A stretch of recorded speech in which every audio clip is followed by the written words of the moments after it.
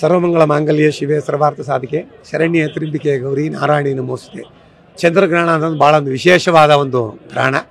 ಅದು ನಾಳೆ ಭಾನುವಾರ ರಾತ್ರಿ 9:25 1 ಗಂಟೆ 20 ನಿಮಿಷದವರೆಗೂ ಸ್ಪರ್ಶಕಾಲ ಹಾಗೂ ಮೋಕ್ಷಕಾಲದಲ್ಲಿ ನಡೀತಕ್ಕಂಥ ಗ್ರಹಣ ಇರತಕ್ಕಂಥದ್ದು. ಅಂದರೆ ಪ್ರತಿಯೊಂದು ಪುರಾಣವಾದ ಪ್ರಸಿದ್ಧವಾದ ದೇವಸ್ಥಾನಗಳಲ್ಲಿ ಪೂಜಾ ಕೈಂಕರ್ಯಗಳಲ್ಲಿ ಭಾಳ ವಿಶೇಷ ಆಗಿರ್ತಕ್ಕಂಥದ್ದು. ಇದು ಒಂದು ಪುರಾಣ ಪ್ರಸಿದ್ಧವಾದ ಹಿನ್ನೆಲೆ ಇರತಕ್ಕಂಥ ದೇವಸ್ಥಾನ ಹಾಗೂ ಸ್ಪರ್ಶಕಾಲ ಹಾಗೂ ಮೋಕ್ಷಕಾಲದಲ್ಲಿ ಇಲ್ಲಿ ಅಭಿಷೇಕ ನಡೀತಕ್ಕಂಥದ್ದು ಭಾಳ ವಿಶೇಷವಾಗಿರ್ತಕ್ಕಂಥದ್ದು. ಕೆಲವು ದೇವಾಲಯಗಳಲ್ಲಿ ಬೆಂಗಳೂರಾದ್ಯಂತ ರಾಜ್ಯಾಂತ ದೇವಾಲಯಗಳಲ್ಲಿ ದರ್ಬೆಯಿಂದ ದೇವಸ್ಥಾನನ ಬಂಧನ ಮಾಡಿ ಮುಚ್ಚತಕ್ಕಂಥ ದೇವಸ್ಥಾನಗಳ ಪದ್ಧತಿಗಳು ಕೂಡ ಇರ್ತದೆ. ಇಲ್ಲಿ ಒಂದು ಸ್ಪರ್ಶಕಾಲ ಹಾಗೂ ಮೋಕ್ಷಕಾಲದಲ್ಲಿ ನಾವು ದೇವರಿಗೆ ಅಭಿಷೇಕ ಮಾಡ್ತಕ್ಕಂಥ ಪದ್ಧತಿ ಇರ್ತಕ್ಕಂಥದ್ದು. ದೇವಸ್ಥಾನ ಶುದ್ಧಿ ಆದ ನಂತರ ಭಕ್ತಾದಿಗಳಿಗೆ ದರ್ಶನದ ವ್ಯವಸ್ಥೆ ಮಾಡ್ತಕ್ಕಂಥದ್ದು. ಹಾಗೆ ಗರ್ಭಿಣಿ ಸ್ತ್ರೀಯರು, ವಯಸ್ಸಾದವರು, ಮಕ್ಕಳುಗಳು ಭಾಳ ಎಚ್ಚರಿಕೆಯಾಗಿರಬೇಕು. ಆ ಸಂದರ್ಭದಲ್ಲಿ ಊಟ ತಿಂಡಿಗಳೆಲ್ಲ ಒಂದು ಲಿಮಿಟ್ ಆಗಿರಬೇಕು. ಆ ಸಂದರ್ಭದಲ್ಲಿ ಹೇಳ್ಬಾರ್ದು ಅಂತ ಹೇಳ್ತಾನೆ ಶಾಸ್ತ್ರದಲ್ಲಿ.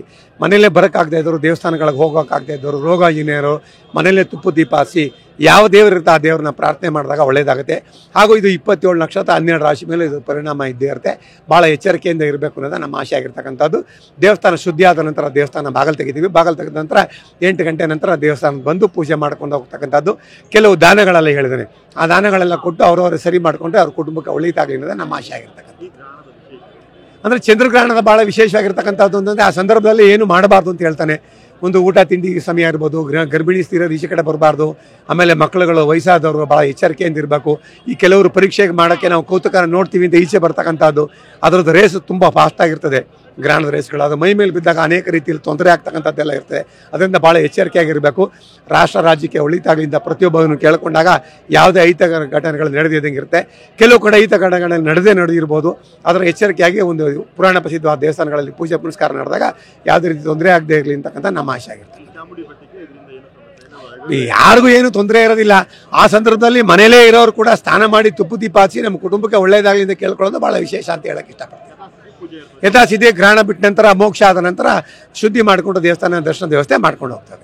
ಸ್ಪರ್ಶಕಾಲ ಹಾಗೂ ಮೋಕ್ಷ ಕಾಲದಲ್ಲಿ ಪೂಜೆ ನಡೀತಕ್ಕಂಥದ್ದು ಭಾಳ ಒಂದು ಪುರಾಣ ಪ್ರಸಿದ್ಧವಾದ ದೇವಸ್ಥಾನಗಳಲ್ಲಿ ವಿಶೇಷ ಅಂತ ಹೇಳಕ್ಕೆ ಇಷ್ಟಪಡ್ತೀವಿ. ಕ್ಲೋಸ್ ಆಗಲ್ಲ. ದೇವಸ್ಥಾನ ಬಾಗಿಲು ಹಾಕೋತೀವಿ ನಾವು.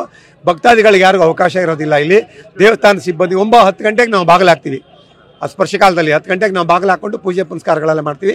ದೇವಸ್ಥಾನ ಗ್ರಹಣ ಬಿಟ್ಟ ನಂತರ ದರ್ಶನದ ವ್ಯವಸ್ಥೆ ಮುಂದುವರ್ಕೊಂಡು ನಾಳೆ ಬೆಳಗ್ಗೆ ಅಲ್ಲ, ರಾತ್ರಿ 10 ಗಂಟೆ. ಬೆಳಗ್ಗೆನೇ ಪಥ ತೆಗೆದುಬಿಡಿ. ಗ್ರಹಣ ಹಿಡಿಯೋದೇ ರಾತ್ರಿ 9:45ಗೆ. 9:45ರಿಂದ ರಾತ್ರಿ 1:27ವರೆಗೂ ಇರುತ್ತೆ ಗ್ರಹಣ. ನೈಟ್ ಮಾತ್ರ. ಎಂದಿನಂತೆ ಪೂಜಾ ಕೈಂಕರ್ಯಗಳು ನಡ್ಕೊಂಡು ಹೋಗುತ್ತೆ. 9 ಗಂಟೆ ಕ್ಲೋಸ್ ಮಾಡ್ತೀವಿ ದೇವಸ್ಥಾನ.